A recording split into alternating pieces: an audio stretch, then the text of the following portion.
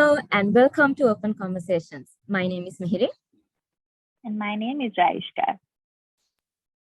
For those of you who are joining us for the first time, Open Conversations is a platform that's dedicated to talking about issues mainly relating to children, youth, and women of Sri Lanka. Our goal here is to provide you, our viewers, with information and advice from experts so you can go back to your communities and to your families and be empowered to make changes. So today we have our second topic in our three-part series, which is bonds that make or break. In our last episode, Family Foundation, we actually discussed the importance of the family unit and more specifically really dived into the relationship between parents and children. It was a very insightful discussion where we spoke about how children form attachments and how best to strengthen, how parents can strengthen the bond that they have with their children throughout all situations and circumstances. For our discussion today, we will be focusing on relationships the friendships that we make throughout the different stages of our life. And we have titled this discussion Inner Circle. So we'll be looking into how we create friendships from our early stages to our youth and how these friendships and the relationships that we create along the way creates a mental and also emotional impact in our lives. And also we'll be focusing on today's context, how forming friendships has changed or what are the implications that go along with it. So for this conversation, we are privileged to have on board with us an amazing panel. So one of our first speakers is Mrs Sarla Williams. She was a teacher at Methodist College for 19 years. She was also the school chaplain for 2 years. And she's still, after she retired, she's still a counselor to this date, and she does some amazing work with children. And she was also a teacher to both me and Raishka. So if you hear us referring to her as Miss Sarla, that would be the reason why. Yes, and we also have with us today Roshi, who is a counselor with over 200 hours of practical counseling experience. She is a practitioner of people-centered counseling methodology. She is also certified from various institutions such as the Trauma Healing Institute and the Grief Recovery Institute, and has an advanced certificate in counseling from the Colombo Theological Seminary. Last but not least, we have with us Dimitri Pieries, who is a trainer, coach, and consultant. He is the founder of Vergence and Frentimet. Vergence offers services in personal and corporate training and coaching, and Frentimet is a one-of-a-kind relationship counseling and coaching agency that aims to help those who are single, dating, or married. So yes, we are extremely excited to have all of you on board with us, and we're looking forward to have a very, very interesting discussion with you all. So to start off our conversation, Dimitri, if I can direct our first question to you. So if you could walk through us the transitional phase that we all go through as children. So from starting off the first 3 to 4 years, we are mainly limited to our parents and to maybe our cousins and aunts and uncles. But then when you start going to preschool, you are suddenly exposed to this new world and to these new people. And you're put into a scenario where you have to make friends, or you start realizing, okay, I have to make relationships outside of my normal comfort zone. So if you could just talk us through, what happens to that transitional phase, and, as from that understanding of building a relationship, how we go in that process.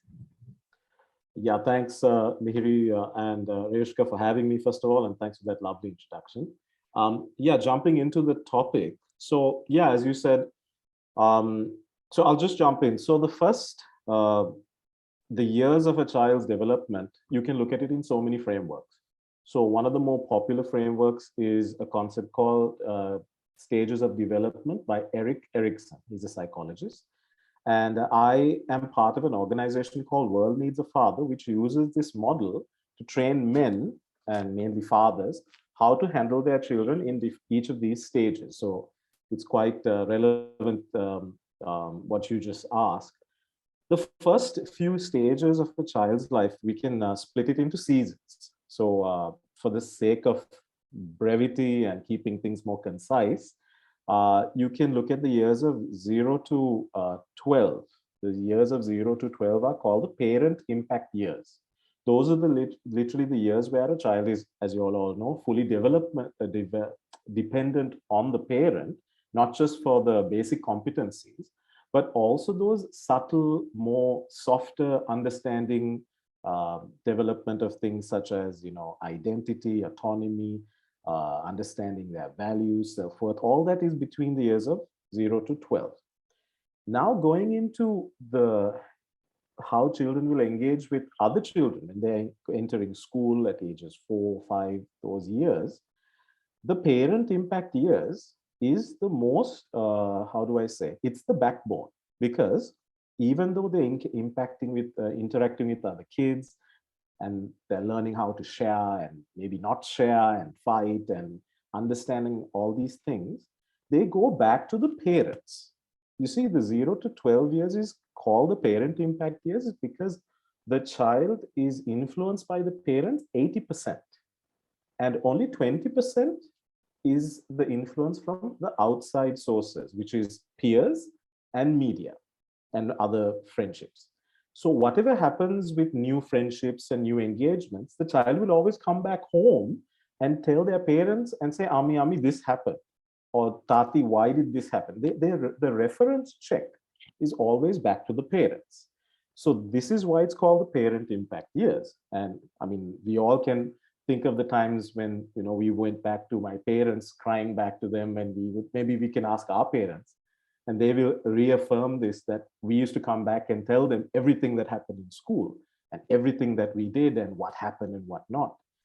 Now, that takes a bit of a switch after the age 12. 12 to 18 is called the peer impact years. These are all research done by Erik Erikson, as well as the wonderful people of World Needs a Father.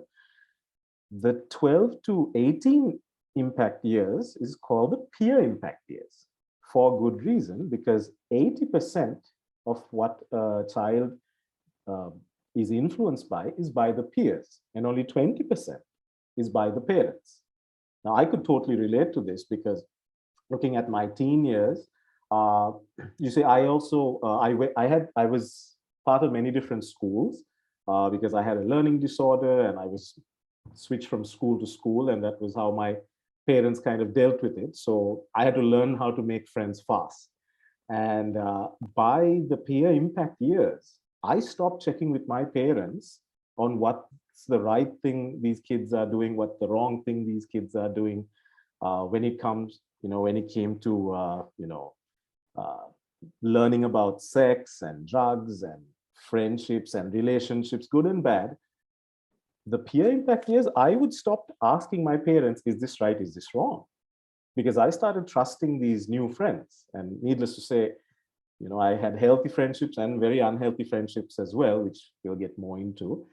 So this is common to a lot of people. Not everybody will maybe have bad friends, but everyone will go through these peer impact years where what they have been reinforced in their values, their lifestyles, will be in the previous season, which is the 0 to 12 years, will be challenged in the peer impact years. This is also called the role confusion stage, the identity crisis stage. This is when we always will begin to check ourselves with, is this who I am? Is this what my parents say I am? Is this what my friends say I am? So these are the two stages. So I don't know if this is making sense, but I'm just trying to keep things more simpler by splitting it to two stages. Yes, that actually helps us to simplify the years because when you say child to do it, you have up to 18 years. So that actually helps to break that down in the conversation. Great. So, yeah, I mean, again, we can go deeper into these areas, but I thought for the sake of this conversation, you all can dissect more from these two seasons of life. Definitely. I think if we're to focus a bit more now on this whole peer impact years stage, right? Ms. Sarla, if I can actually ask your input, you've worked a lot in school as well and worked a lot with children as a whole. how do these friendships in itself evolve over time? Because your friendship, obviously, with as the children grow, as their likes and dislikes grow, that friendship in itself will evolve. Like how you interact in your friendship at a younger age is probably not going to be the same way you interact with your friends at an older stage of life. So, what are your thoughts on how this transitional phase happens within these peer impact years itself? Okay, I fully agree and endorse what Dimitri shared. That the seasons and stages, and I think we all learn as we keep growing, because nobody is trained to understand what friendship is, and it's something that keeps evolving. So when you take a primary school child, for instance, I asked my granddaughter, who's 6 years, I know she has one particular friend, and I said, what is it that you really enjoy about being her friend? She said, well, she's fun to be with. So her understanding of friendship is, obviously she's now, just beginning to learn. And I think in a primary school, very often it begins with who you sit with. Some kids sit in groups, some, and the person, so you're not really making choices. You just happen to have a friend, and that's how you carry on. And as Dimitri rightly said, the teen years are years, like somebody I heard recently said, don't call them the problem years, call them the most exciting years. But yeah, I think it's hard, because when I think of myself as a teenager, on one hand, I wanted to be treated like a grown-up. And then at times I get annoyed with my parents, and don't they realize I'm only 13, kind of, that. So definitely an identity crisis, because you're trying to find your way in the world. So I asked a nephew who's just, he'll be turning 14 soon. So I said, what's friendship like for you? And he said, well, I have 4 very close friends. And he said, we've known each other now for 8 years. And I think, he said, I think we understand each other pretty well. And I said, what keeps you connected? He said, because we have common interests, right? And then I asked a 16-year-old, just to see what are the things, the changes. And she said, well, if you want me to define friendship, I would say that it is having someone who doesn't judge me, somebody who doesn't cause me much anxiety, and that I don't have to, think too much about our friendship, because we just have conversations. And she says, I made friends really when I entered grade 9. And now, she said, I feel that now these are the friends I would have for life. So having said that, we do generalize, but I think sometimes, like I have a friend I made friends with in grade 1, and today, we've left school 50 years ago, and she still remains my best friend. Now it's not always the case, right? And then but for teenagers, I think it's the time they begin to choose friends, because I think now I was a part of a clique of about 10 of us, but in that group, you will have smaller groups, people you feel more comfortable with, people, you connect with. And, different, now I know my son, he always called himself English, because he struggled with his mother tongue. So I always noticed he gravitated towards boys in college who spoke English. Whereas my daughter she could get on with anybody. So she had a, mixed bag of friends. So I think personalities also begin to come into play. I don't know what the others think. So it is a kind of a learning process. Yeah, thank you so much for sharing your experience with your friend group as well. It's very nice to hear, because Raishka and I also are from a clique of 10 girls, which we've been friends since school days. So happy to hear that. I mean, that you have that same experience as well. So going off from what Ms. Sarla actually shared with us, if you could just get, I think, an opinion from all of you in terms of the word friend, how would you actually define that in the experiences that you have had, by your experience or the experience with the children and the youth that you have counseled? How would you define it? And, what qualities do you think that you should look for when we say, this is my friend or this is someone I want to be friends with? So if Roshi, if you could start us off, and then, yeah. When I look at my close friends, Raishka, I think, and Mihiri, like what I think of them is as my safe place. They are like where Sal was saying, there are people you can be complete yourself with, be vulnerable with, laugh with and cry with. There are people who you can share your messes and your broken places with, and they don't judge you.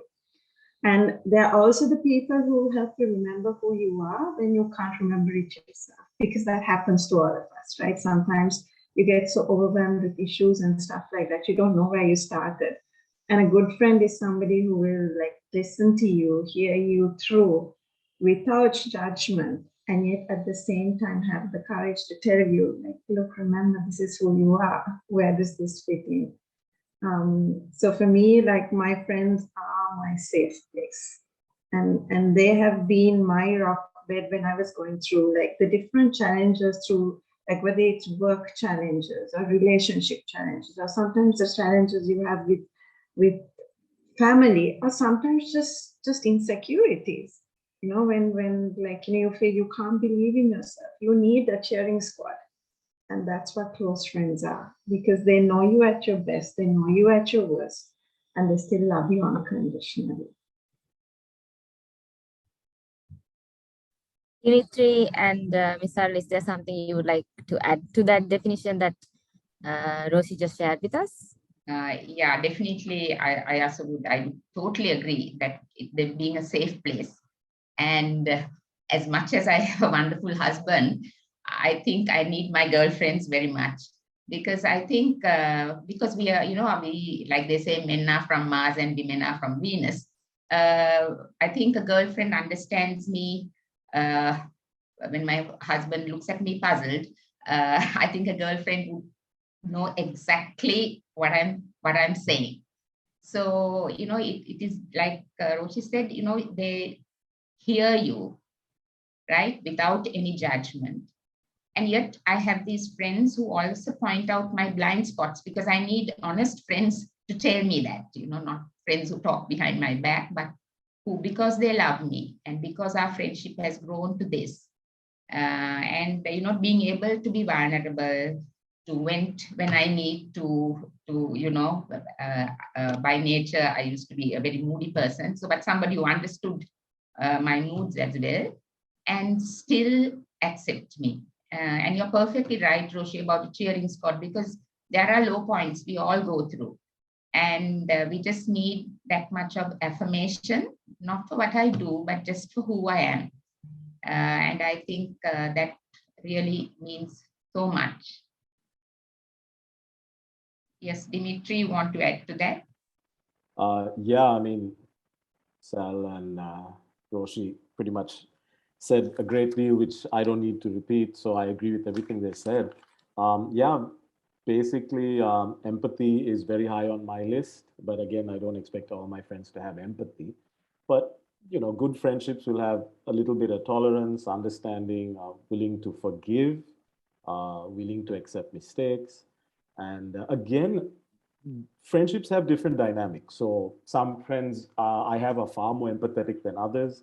Other friendships I have where they will, they'll give me a good lecture when I need it, like Sal was talking about. So especially as male friendships and female friendships I have, they're both, the dynamics are different, but the general aspect needs to be no judgment, forgiveness, understanding, accepting people, and speaking with truth. You have to be genuine and direct when you need to hear that. So yeah, those are very important for friendships for me when it comes to my definition as well. Definitely. I think that is, I mean, everything that all of you shared is spot on, and those are what we should strive to look for when we develop and build friendships as well. If we can also, what I want to ask next is actually, do you all think it's important to have a close circle of friends?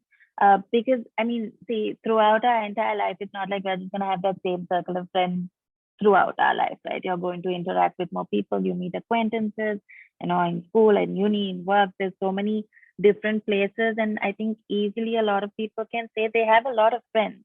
But what about that, you know, your actual inner circle? Is it important for us to actually have that inner circle? And if so, why is it important? And Roshi, if I could actually ask you to share your thoughts on this. Rajka, I have to say that I have a few close inner circles because I've worked in a few different places. And for example, I have different close circles from my school friends because when we were in school, I think when it was from primary, they started switching our classes, right? So the group of friends you had in the primary was not the group of friends you had in the upper school. Then when you went to the art stream, you made a new circle of friends. And so some of those friendships intersect, but some of them are separate. Plus, at my workplaces, at each of those, I had close circles of friends. And I think why they remain close is because they were with me at different points of my life. I was going through challenges. So the people I could be vulnerable with and authentic with and share my, burdens and challenges with continued to stay with me, even though I left those places. For example, I have like one circle of friends. They were not even from school. They were not even from work. But it's a very close friendship. We go on trips together, stay in touch with each other. Even with school, there's a closer group of friends. But I think why you need those close friendships is that they know the journey you've been on. They sometimes can remind you of the challenges that you've overcome, the experiences that you've gained. You also need the safe places, like we shared earlier on. People who know you, where you've been, who you are, where you want to go, and help you keep you grounded, keep encouraging you, comforting you. And I'm grateful for each one of those circles of friends that I have. And sometimes they mingle, sometimes they don't, but each of them are there because they have been an important facet of my life and my growth journey and who I am today and who I will grow to be. Going off from, I think what Roshi also mentioned, I think in the current day and age, the new generations do tend to focus more on the quantity rather than the quality. With access to social media and with access to different, mediums, and you're exposed to different types of groups as well. But sometimes I think when it comes to choosing a friend, focusing on the quality is what helps to form like the close relationships that we have been talking about. So if I could direct the question to Ms. Sarla, if you could just, walk us through this in terms of forming friendships, what's the impact that can have if we are focusing on quantity over quality? The danger is now I find, because we didn't grow up in the Facebook generation. Thankfully, I would say, where, people have hundreds of FB friends.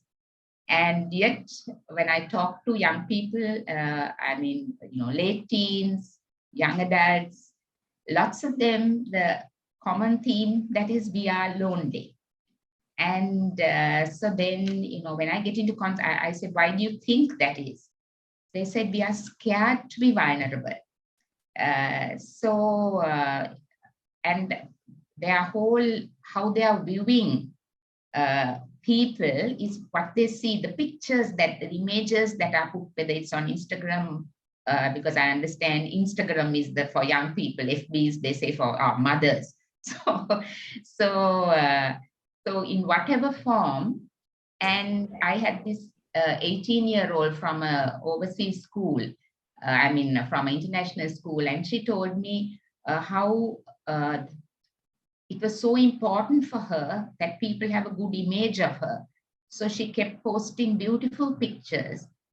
And then, she spent over an hour with me, and she said, do you know, I haven't shared with a single friend all that I have shared with you. So I said, why do you think that is?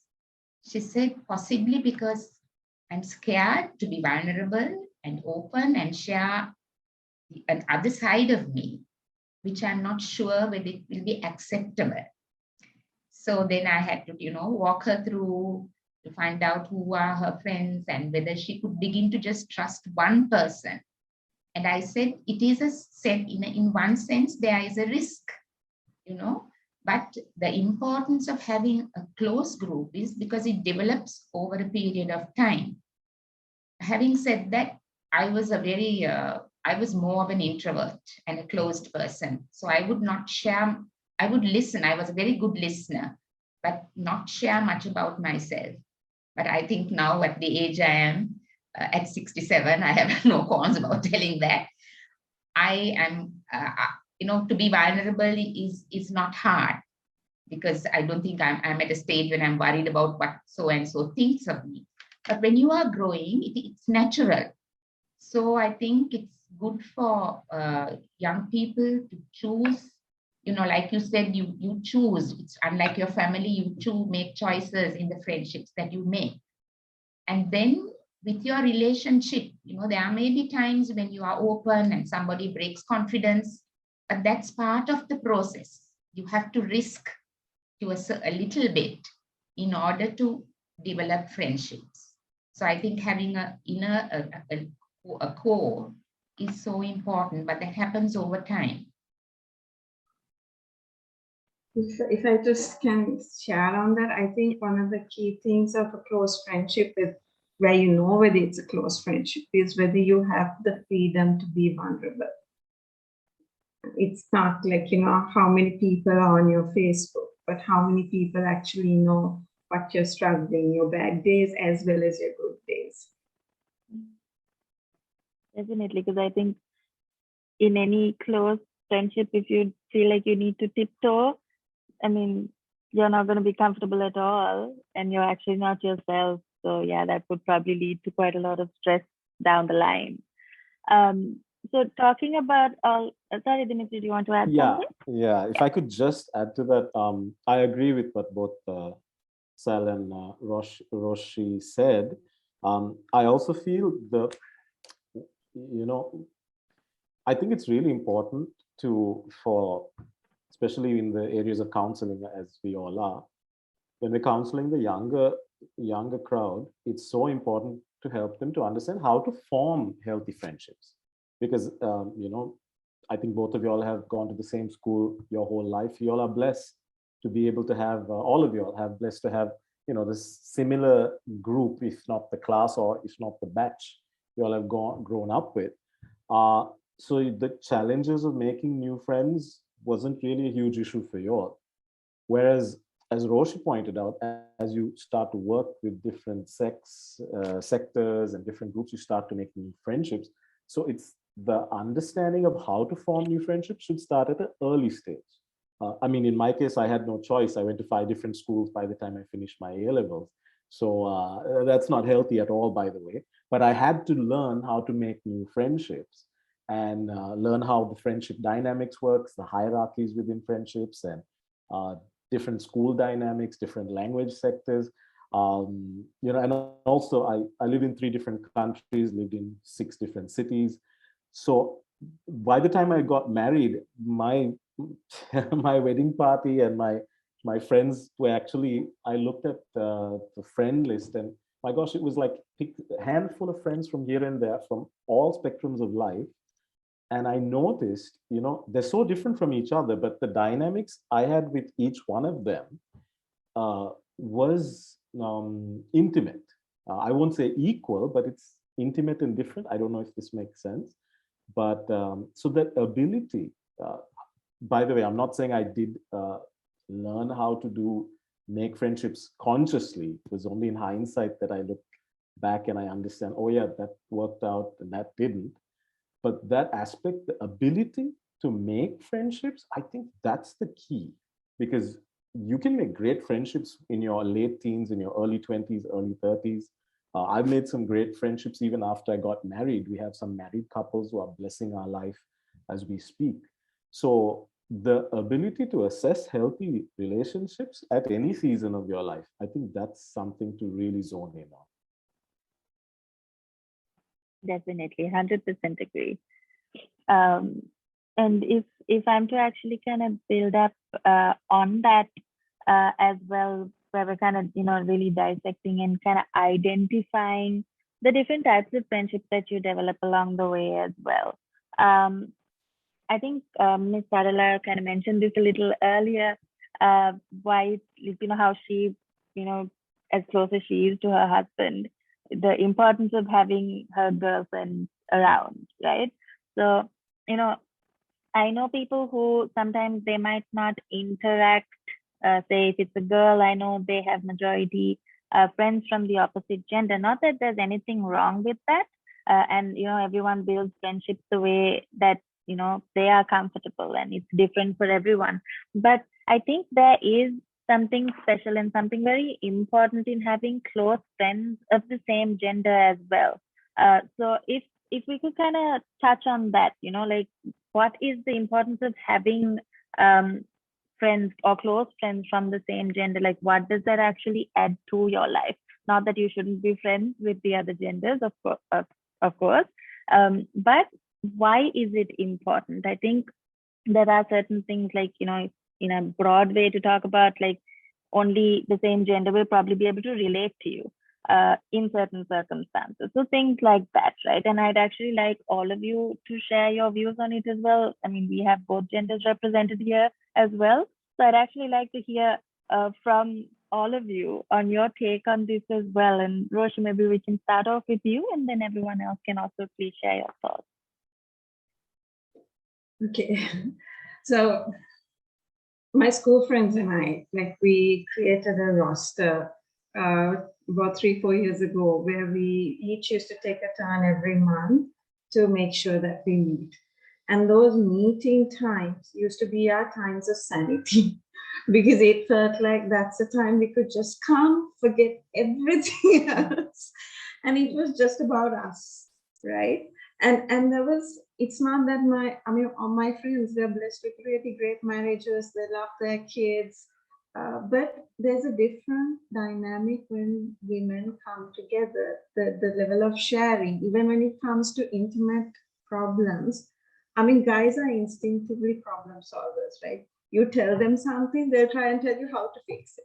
But sometimes you don't want somebody to fix it. You just want somebody to just sit with you, hear you out, cry with you, laugh with you, and not judge you. And I think that not sound gender biased, but I think that's something that comes more naturally to females, and especially friends you've grown up with, or like, that you've grown with, or you've associated closely with and have shared values with. If there is something different. And I know, like, I mean, I've been blessed with some really good girlfriends through the years, right? Whether it was at school or through at work. I remember once when I had this encounter when a female friend like, betrayed me. I couldn't, this is late in my years, I couldn't even come to terms with it, because I got so used to women being like, your girlfriends being your rock. I don't know if that answers the question. No, I mean, I think everyone has their own take on it, but yes, please, Miss, add on. Right. Definitely. In fact, this morning I went to my alma mater because we, group of, our friends and I met them. We were looking around, and like everybody, there are so many batches of girls, and, you see them, and everybody is, talking, seems to be talking at the same time. And there is, there's something magical about meeting your friends. And it's true, like she said, even I have colleagues where I taught at MC, we do have a group, and I'm quite very open with them as well. But there are these groups of friends where, I don't know, even during the pandemic time, whenever curfew was lifted, a group of us ensured that we met in each other's homes. And, we just pick up from where we left. It's not an effort to make conversation. And I do hear sometimes somebody says, my best friend is a guy. And I have nothing, obviously she's very comfortable. And sometimes they go on even to add that, even though I'm getting married to so-and-so, this guy will always be my best friend. So that, of course, puts some blinkers on me, and I'm puzzled. But that's a choice that each one makes. And so, because I think because more we share with each other, that our friendships deepen, isn't it?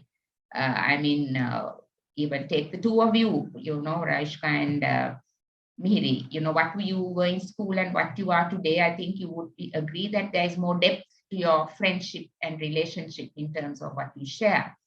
So it is a growing thing. So with a female, I don't have to have many boundaries, and because there's a very thin line, I feel, where I can be emotionally, I can, cross the line. And as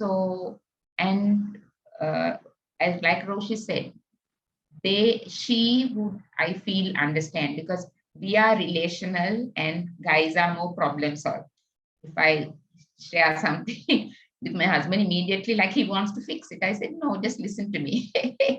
Because I don't want advice. I just want to be heard. So, and I think with girlfriends that happens.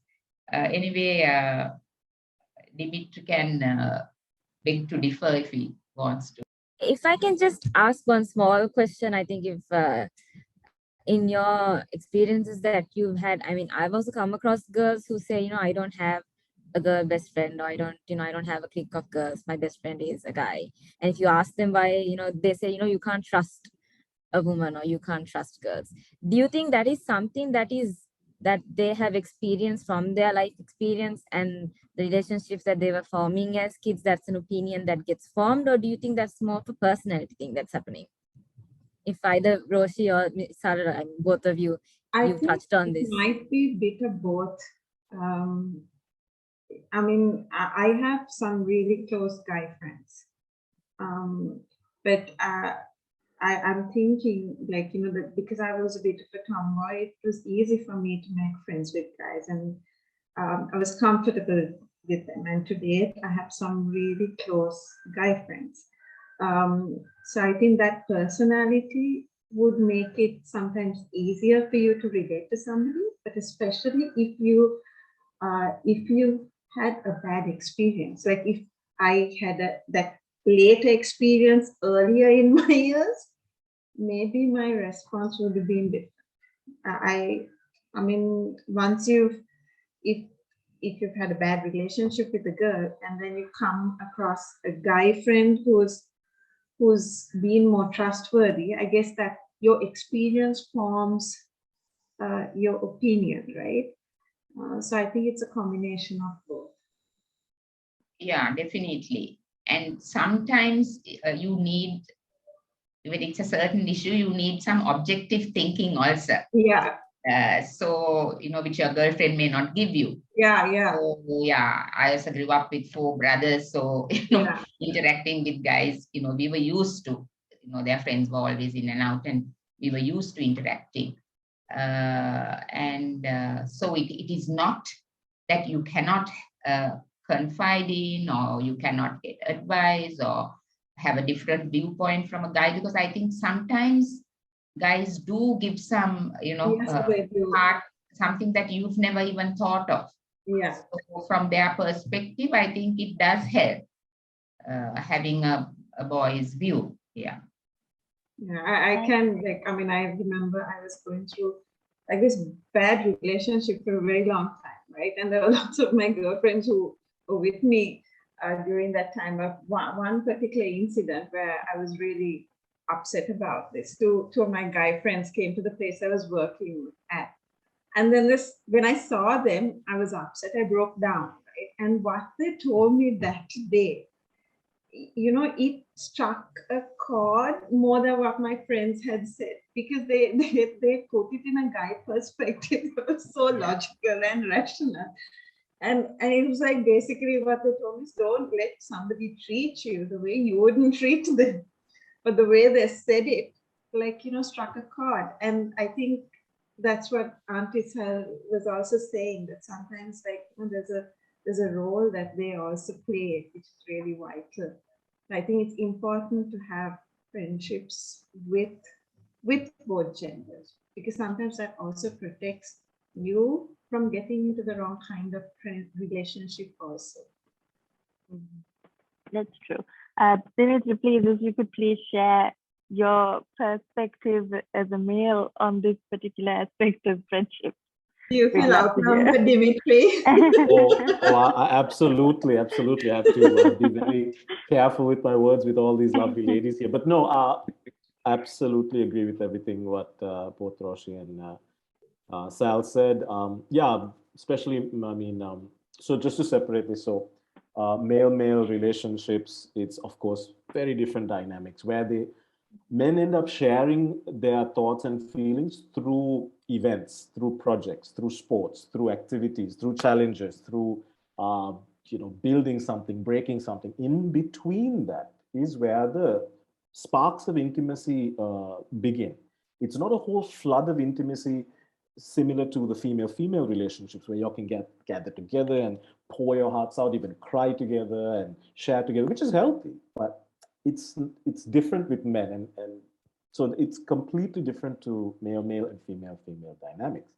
Now, if you're talking about the male to female dynamics, very much like Roshi said, it's how we're going to help each other, and it's how we end up seeing each other's blind spots once again.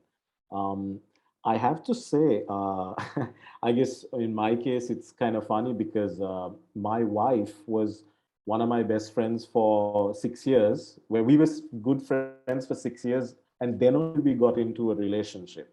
So we were just friends for 6 years, and I didn't even realize she was my best friend until, that's until I got into a relationship. That's when I was like, my gosh, she's been there through girlfriends, through family issues, through friend issues, and yes, I'm so glad I married my best friend, literally, and that's been a blessing to me, because even that's where my agency Frientimate was also birthed. The idea is friendship and intimacy both, because I believe both are vital in a marriage. But going back to the male-female dynamics, one thing I do want to point out is Sal was saying she had I think a person you're counseling who said, yeah, her best friend is a male. So I mean, I'm glad you brought this up. I have lost count of how many women have told me that they have no close female friends. I have lost count of how many girls have told me, yeah, I don't have close female friends. And whereas the inverse, I have never heard that. I even asked this from my wife. Have you ever heard a guy say, oh yeah, I have no close guy friends? That means the guys have female friends. But I've never heard of a guy saying, oh no, I have no close guy friends. So perhaps there is a reason, especially in this current youth, there probably is a reason why there's more girls who end up saying, oh, I don't have any close girlfriends. And I'm starting, this is just a thought that I have, maybe you all can, Roshi and Sal and the rest also can give your thoughts. I'm starting, when I hear this and we go deeper into what are they saying, what's the reason, it usually comes up with to the point that they seem to, there's been gossiping and there's been, lack of trust and betrayal. And this happens, male friendships too. So betrayal is not exclusive to female friendships. However, when someone tells me, oh, I don't have close female friends, And then I ask, how come? The response usually comes up with gossip, betrayal, things like that. So I've been reading up about this a bit because I was so curious about this, by the way. So basically, the research I was referring to is research done by a clinical psychologist called Jordan B. Peterson. In his book called Maps of Meaning, he goes deeper into the fact that how women and men show aggression is completely different. And how men will show aggression is more raise of volume, higher tone, more physical expressions, even more physical combat, maybe even throwing things or even roughing each other, not to the point of, bloodshed, but the point is that is a common avenue where how men end up showing aggression. How women seem to show aggression, according to the clinical work of Jordan B. Peterson, is more passive. It can be more passive aggressive, where things are not, because agreeability is very high for women, and the need for a woman to have agreeability in society is also pretty high. So it seems almost wrong for a woman to shout and scream and yell at their other friend. So that passive aggressive aspect of expressing anger seems to be the avenue that is most common to women. And how passive aggression works is it's, snide remarks, not direct insults, backhanded compliments, or sharing things with each other behind their backs. Now, again, if you all are smiling at this, that's probably because you all have experienced this. Now, this is not common to most male friendships. It does happen, but most male friendships will tell the person off to their face. They'll yell, scream, shout, and probably end up in a fight. That's what's happened to most of the male friendships I've had. So this seems to be a possibility why nowadays a lot of younger girls end up saying the phrase, my close friends are mostly male, or I don't have a close girlfriend. Now, is that healthy or not? That's yet to be understood, but this seems to be common more for the 20 to 30-year-olds of this era than any other age group. So this is a small observation. I'd love to hear your thoughts. Yeah, thank you for sharing that. I mean, yes, I think I would agree with you on the remarks that you shared with us. I think even in my experience growing up, I would say that kind of actually makes sense when you were explaining it. So, I mean, I've also read that book, Men Are From Venus and Men Are From Mars, and that actually explains how men and women see different issues in different aspects. So I think when it comes to women, and I think the fact that we all think the same way maybe, and how we have a more emotional response when it comes to situations rather than, maybe a physical outburst or, just say it and forget it. We kind of tend to, maybe linger on it. And then, like you said, then the passive comes into action there. So it's very interesting. I mean, before you mentioned it, I've never thought of it that way, but now that you said it, it actually just does make a lot of sense. So thank you for sharing that. Yeah, I just want to add, this is one of the areas that we work on at Friendiment, just to help men and women also understand our differences, because I truly believe men and women are different. Although a popular trend in the Western world is saying we're the same, I don't agree. So just helping each other to understand, look, the way men, again, now I'm not saying just because men express anger in a more physical way that we don't encourage, I mean, that's not encouraged to be, abusive to that point. But the point is, if we understand our natural urges, then only we can understand what's healthy. And similarly, helping women also to understand this is what happens more, then only we can figure out what's healthy for both men and women. So going off from this, sorry, yes, sorry. Yeah, no, when I was listening to Dimitri, I thank you, Dimitri, for drawing our attention to that, because I realized, you watch a group of men and they'll be arguing over something and, differing points of view and, getting louder and louder. And yet at the end of it, they remain friends. And then I realized, whereas for women, we take everything personally. I don't like to admit it, but, when somebody goes on disagreeing with me, I can think, oh, what has she against me? And actually for men, they're discussing something, a topic, So it is the topic, but I think we sometimes take it very personally, and I think there is a difference. So that possibly that too is one of the facts that these girls find it easier to have an argument even with a guy and just still remain friends. Exactly, yeah. So going off from that, I think when it comes to relationships, there is a lot of ground covered about romantic relationships being toxic or even abusive. But I don't think we talk that in terms of when it comes to just a normal friend. But there are instances where friendship itself can become toxic as well. So I think I would love to get both Dimitri's and Roshi's view as well, because then it would be a guy and a girl's view on this topic.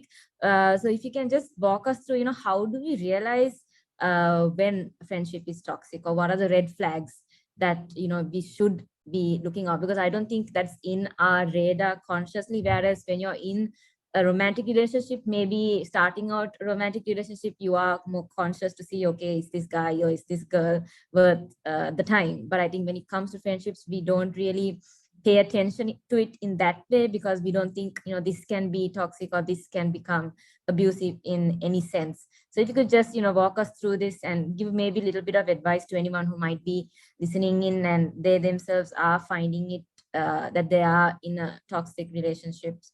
And also I think a lot of people tend to stick to that relationship, although they know, okay, this is bad, they're making me do something I don't want to do, I should not be doing, but you still tend to stick to it.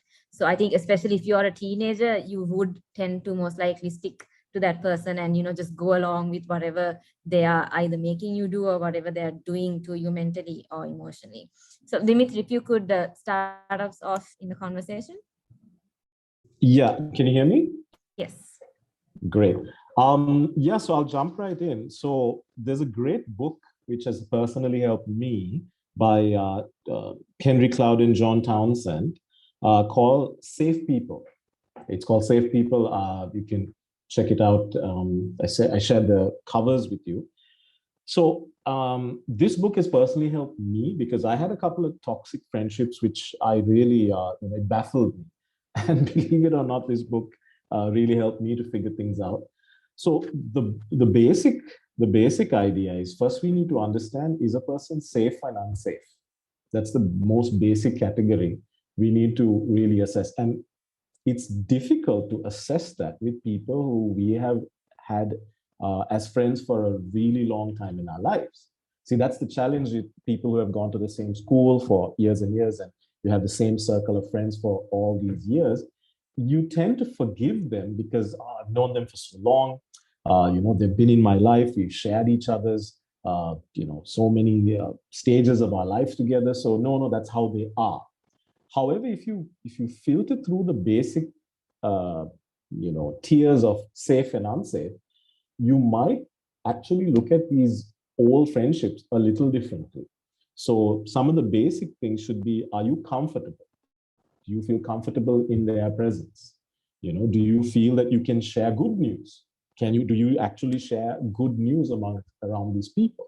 Or do you think twice, like, if I say this, I know how this one's going to take it. Now, when you're talking about yourself, you're talking about good news, but you think twice before you share in front of somebody else.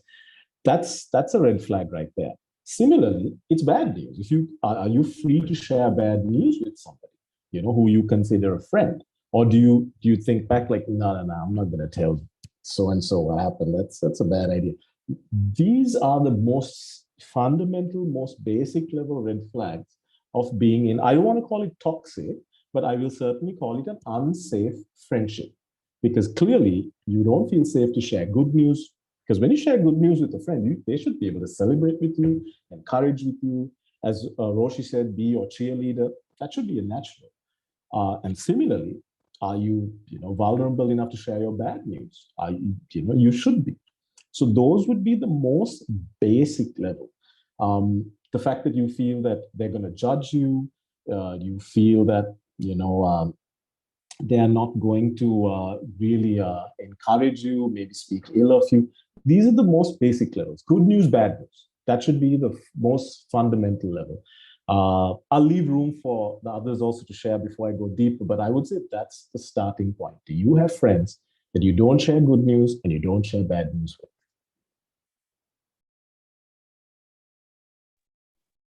I think, yeah. Raishka, I think it was you or Mihiri who mentioned earlier on, but there are some people where you feel like you're constantly walking on eggshells.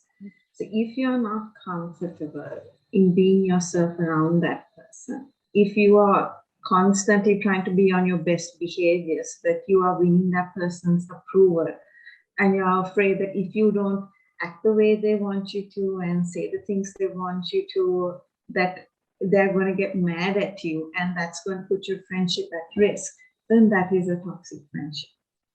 A toxic friendship, I think, will always keep the person who's the victim, in a sense, in a shadow. The spotlight will always be on the other person. And in that sense, like that friendship will also separate that person, isolate that person from other healthy relationships, because that isolation is what gives the person who's in control more control. So like if you are afraid to say, no, I can't meet up with you, no, I don't feel like doing this, no, I don't agree with you, then I'm thinking that is not a safe, healthy friendship. Because it's kind of swallowing you up, right? What's happening is it's sucking out your personality, your individuality, because you are trying to conform yourself to please somebody else and to be accepted by somebody else. And that is not how friendship works. Friendship is supposed to help you grow you, affirm you, and help you develop your full potential. And anything that doesn't help you do that, I think, even if they don't get you to do the wrong thing, if it's holding you back from discovering your full self, I think that's a toxic relationship or friendship. Definitely. And I think, I 100% agree with everything all of you have shared thus far as well. And I think something that's there, even with what's happening presently with, all the advancements in technology and everything being digital, and, you have like a completely different life digitally to what you might actually be having in reality. If we could also kind of discuss the negative outcomes or impacts, it doesn't only have to be digitally, this can happen physically as well, but of, this whole thing of wanting to follow the crowd. Because in most cases, especially teenage years to youth, like that age range, you're always looking at what your friends are doing. You're always looking at what, either the popular people, celebrities, what are they doing? Like you constantly want to feel like you fit in. So that can happen with even your friend circles, but sometimes that might not always be you might have to do something out of your character, but you might still do that just to fit in or just to feel like you're accepted. So what are the actual negative outcomes of this whole following the crowd? And I think even friends who encourage you to do something that you're uncomfortable doing there itself, there's an element of toxicity to that relationship. Because it can lead to, I think, something even more harmful along the way. And I think sometimes we tend to cut a lot of slack to even our friends just because they're our friends. And I think in that moment, you don't realize how much it is impacting you negatively. So what are the negative outcomes of this? And if we could also kind of discuss, the mental and social impacts of having such relationships in our lives. You have the positives that we can take from a good friendship, but what are the negatives, especially when it comes to, a mental and social impact? There are extreme cases where, when you lose out on a friendship, that people don't know how to handle it.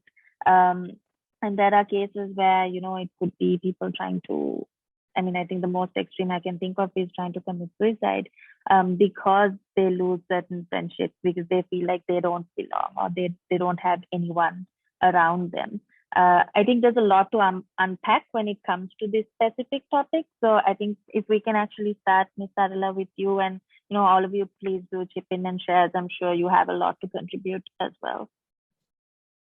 I mean, excuse. I think when it comes to teenagers, you want to belong, right? That's a key thing. You want to belong, and you'll always find the more vocal and the popular people, and whom you also tend to look up to because they seem much more charismatic and, they have it all together. And then I think that's what we used to call the herd instinct. You just follow, even if you don't agree, because you want to belong, right? But I think and that's a norm. I think in our teen years, when we don't have the courage to say no. I don't think we should do so. But then, as we grow into young adulthood, and when we are beginning to learn about friendship, and I think that the importance of being able to do that, because otherwise I think firstly is we stop thinking for ourselves. I might have grown in a home with lots of values that I've imbibed, but because what my friends say or my acceptance is so important that without my realizing that I don't voice my own thinking or my opinions, then also I will compromise on certain values and principles, which I have maybe or I want to hold to. And then I stop expressing myself altogether. And, I think finally you stop being your true self. Like somebody said, I think Roshi said, you hide under the shadow of somebody else or a group of people. Because what you might have to say, you often think nobody is going to listen. Nobody is going to, it might mean that I don't want to belong anywhere. So it is also, helping young people to understand, for us to recognize, that sometimes people are not in good friendships by the things they share. Very often they'll be saying, so-and-so said, but she said, and then you ask, okay, what do you think? Or what do you feel? And they kind of look at you and they say, I haven't really thought about it. So, so it is that I think basically you are unable, you're not growing, because I think in a friendship, you bring out the best in each other. Sometimes you complement each other because you find in close friendships that sometimes the two people are very different, but extremely different.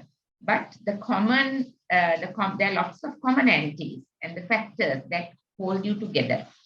So I leave it to the others also to say their bit. Yeah, is it okay if I take on from that? So yeah, I don't want to repeat anything Sal said because I completely agree with her. Let me bring another aspect to this. See, we're talking about toxic friendships, unsafe friendships, and we've all either had that or been in the proximity of that. We've been in the presence of that where we feel that discomfort. We're like, oh gosh, this feels uncomfortable. So either you've had an intimate toxic friendship or an unsafe friendship or been in that presence. The question also should be, if this keeps happening to you, if you constantly keep either having a long-term toxic, unsafe friendship, or you keep continuously having unsafe, toxic friendships, new friendships, the question is, why am I attracting unsafe, toxic friends? Which is another whole area that I take my clients into. What is the reason that you think you are attracting these sort of people? Because when you hear certain stories, it's different individual after the other, and that actually tells something more about us. That actually is a wake-up call for us to understand, maybe I'm not aware of how to judge people. Maybe there are things about myself, maybe insecurities about myself that I feel I need from this person. Maybe I feel, other factors that I haven't dealt with, which draws me to these sort of people. So as much as we're telling people to be careful of toxic friendships, I would challenge people your viewers and listeners, if you are continuously having toxic friendships, ask yourself, is there a reason that this keeps happening to you? Because that's another whole thing that a lot of people don't talk about. And I think it's very important to be a wake-up call. Definitely. I mean, I think we tend to easily look outward to see what the issues are without really looking inward. So thank you for actually sharing that, because I think it'll help us to evaluate ourselves better as well. It shouldn't be us just evaluating other people and what's wrong with them, but also very much looking inward. So thank you so much. I think that will be helpful to everyone listening in and everyone who will watch this even later on. Roshi, would you like to add on to it as well? I think something I wanted to say is that, which builds on what Sarla and Auntie Sarla and Dimitri both said. Sometimes I think what makes you more vulnerable to toxic relationships is that you come from an environment you've not had a secure background, you've not had secure, healthy relationships that give you that kind of affirmation and that kind of sense of self. And that is what makes you vulnerable. So sometimes you won't be able to even see it. And what makes you so dependent on that relationship is because of a great lack in other areas where you should have had it. Growing up with family, with other friendships, with healthy relationships, where you know this is a healthy relationship. Because if you haven't had an experience of a healthy relationship, you won't be able to judge an unhealthy relationship. And then if you don't have that support system, it's going to be very, very difficult for somebody to break away from a toxic relationship without support. And it might mean reaching out to somebody and saying, look, I recognize this. I don't know how to get out of it and I need help. Because I don't think it's something that you can do on your own. And sometimes it might mean speaking to somebody who's like a counselor, someone who you can trust, because it is a situation where that vulnerability is caused because there's obviously a lack of a support system. Yes, we actually looked into just what Roshi was talking about, which is the attachment development theory as well. So in Family Foundations, we actually dived into that. So if anybody wants a little bit more information, they can always listen into our previous conversation, which was Family Foundations. And that actually explains a lot about what Roshi was just saying. So moving on from that, I think Dimitri kind of touched this before as well, how men and women tend to handle situations. So if we can go a little bit more deeper into that, when it comes to resolving issues or trying to figure out how do you react or how do you manage a situation when there is disagreement or when there is a falling out or when there is betrayal among a clique or between even two people, how can we bring conflict resolution into our friendships and into our inner circles? How can we be sure that there is good communication, and how can we make our friendship actually a safe place for us to be in? So if Roshi, if you could, going off from what you just shared before as well, if you can just talk a little bit in terms of, how we can make sure that the communication is two-way, and how can we make sure that the relationship we are in is actually a safe environment for us to be in. So I think if it's a healthy relationship, in any friendship, there's bound to be some kind of conflict. Especially if you are both people who are strong and who have opinions that are diverse from each other. I mean, there's bound to come up situations. But like we discussed earlier on, as women, sometimes we don't deal with it. We don't talk about it. We kind of assume things and we hold the hurt and bury it, right? And sometimes what happens is it's not actually we talk about this in cognitive behavioral therapy. It's not actually what happens that creates a conflict. It's how you perceive the situation. For example, like, a friend doesn't call and you think, okay, fine, she's mad at me, she's angry at me, she's ignoring me.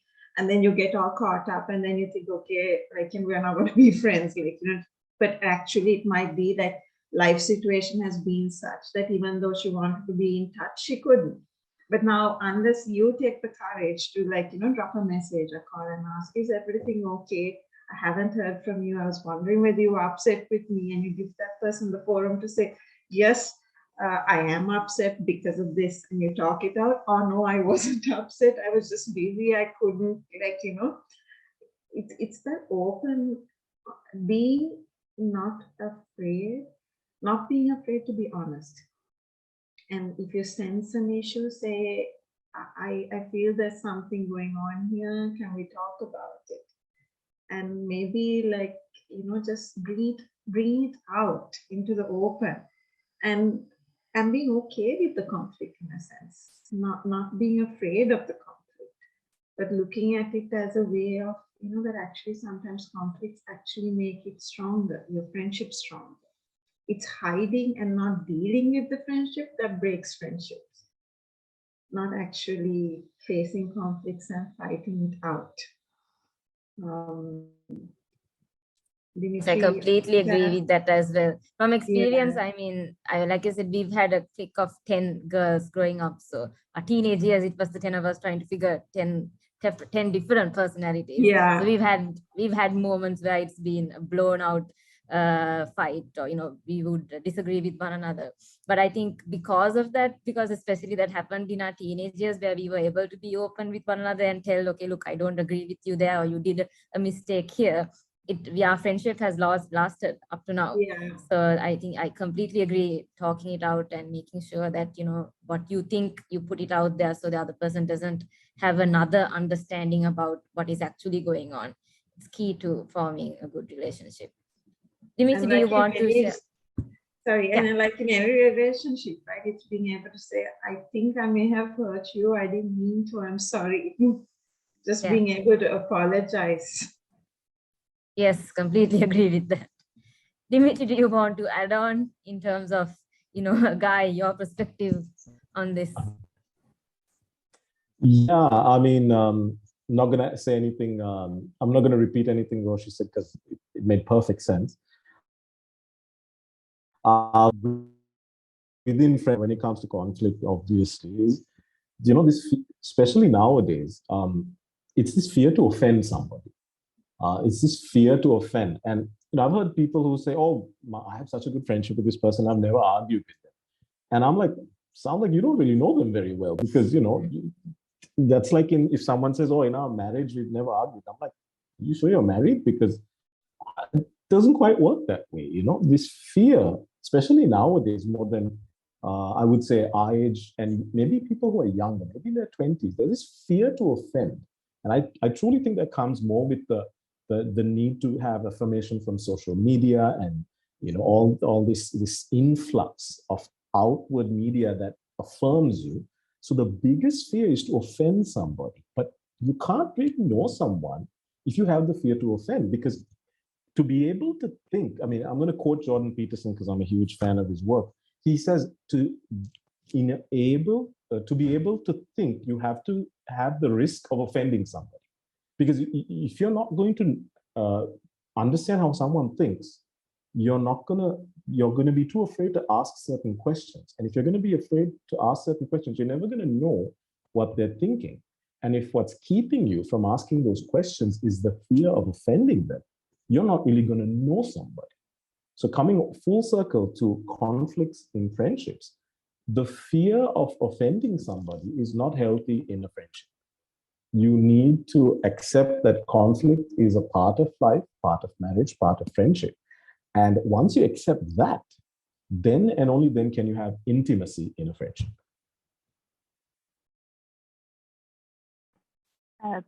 Miss, do you have anything to add in your experience? Yeah, I also fully agree with Dimitri that I think it's the learning, resolving conflicts early in life is so important, and even for children, it's true. Very often, parents are told, don't raise your voices in front of children because they feel insecure. But I think you can have a perfectly respectful disagreement even without raising your voice or being aggressive. I can be assertive and say, no, but this is the way. So because, children now, they pick up because the first place they see relationships is a home, and how, how the parents resolve, and that, that we can agree to disagree as well. And I think, when there is a conflict and I go direct to that person and it's resolved, I think that's what strengthens the bond greater. And so that next time around, and I think always when it is a friend and you pick up that, you may have said something that could have offended. And like Roshi said, you ask, I'm really sorry, babe. And I always say, accept your part, but don't add a but. Say, I'm sorry, but don't say but because I think it's important for me to own where I have erred. And I think that helps. And I think it's good for our young people to know that conflicts are okay. And I think another really important aspect to keep in mind when you are going through a conflict and you're at that point where you're discussing or, talking it out, is to have mutual respect for one another. Because if not, I think if that's not there, I think that's when it can really get ugly and, you take it personally and stuff like that. And the intention of that discussion really, like, both of you need to know what the intention of the discussion is as well. So wrapping this conversation up, I think we've discussed a lot of great things today with, regards to friendships and how we build friendships and things we should be mindful of as well. If I could ask all of you if you all have any final thoughts to share or advice that you would have for someone who maybe after watching this discussion, maybe they've now only realized that maybe they are in, a toxic relationship or a toxic friendship per se. What steps could they take to maybe either not only identify it, but, move away from toxic relationships, or how to handle toxic relationships? Because sometimes, like we mentioned earlier, we're just scared to take that step, right? So if you all have any final, pieces of advice for someone who might not know exactly where to go from here, but they want to, take that step because that's what's positive or good for them to do for themselves. Maybe if we can start off with Roshi, and then please do everyone share once again any final words of advice that you all may have. So if you identify that you're in a toxic relationship, and I think it's going to be really hard to break away from it without some help. It would be good to speak to somebody older or somebody you trust, maybe about it, and see if they can help you find a resource person that can walk alongside you with this. Because it's different, right? If you're in school, it might mean talking to a teacher or a school counselor. If you're an adult, maybe it might mean, if you're in a toxic relationship, you may not have other friendships to rely on. So maybe it might be talking to a trusted grown-up in the family, an auntie or an uncle, if you don't feel comfortable talking to your parents or an older sibling. But it's reaching out to somebody else who can walk alongside you and help you with it. Is what I'm thinking. Dimitri, Miss Sarla, anything final words to share?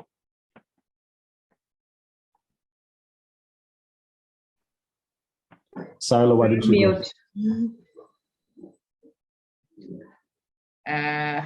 Yeah, I agree. The fact that if somebody says they want out or they're struggling, because it is very hard, and it is not for me to just tell somebody you have to get out of this. He or she has to own that, and to recognize that there is something wrong.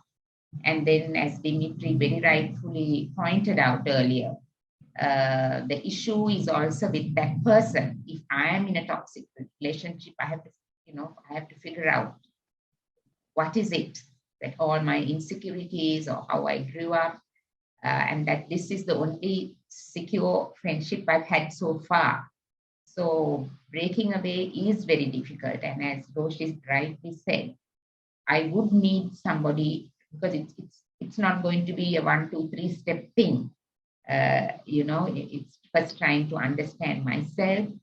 And I read somewhere, even when you break away, there is an aspect of grieving, because it's something that you depended on for a long time, and that's given you some sense of worth, although you don't really recognize that it's destroying you. So it has to be somebody, and that they trust, obviously, and to walk, because it's going to be a long process of healing and finding a safer place that he or she can go to. Dimitri, you can add to that.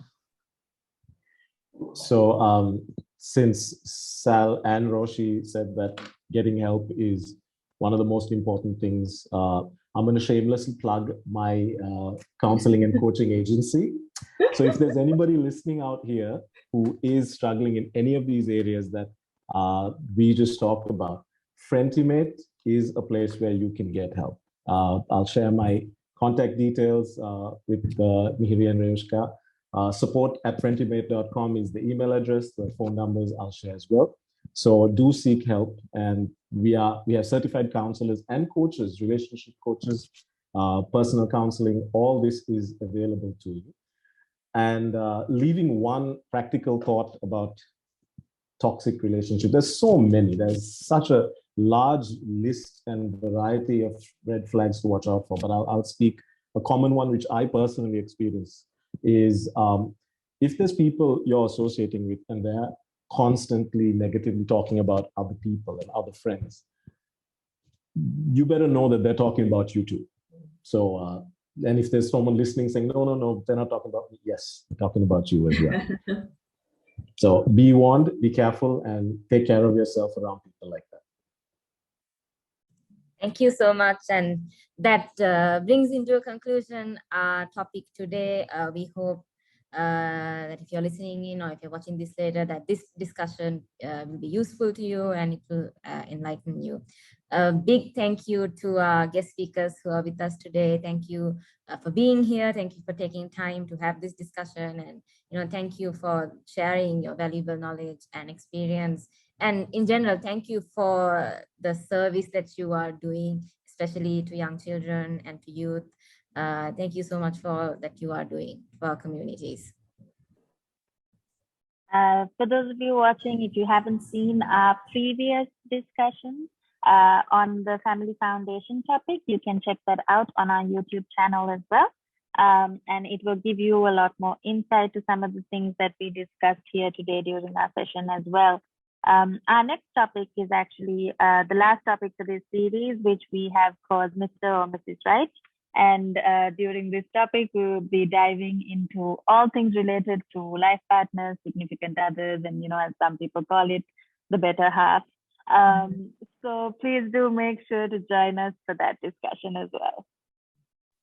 And don't forget to subscribe to our channel and follow us at Open Conversations SL on Instagram and Facebook to stay tuned to the upcoming topics that we will be having. If you have any questions, inquiries, and if you do want to get in touch with Dimitri, or if you do need, if you have listened to this conversation and you realize maybe you want to talk to a professional, if you can reach out to us, and then we will make sure that we will get your contacts through to, either to one of the speakers who are here today, or even to a professional who can reach out to you and help you. So until next time, goodbye and stay safe. Thank you.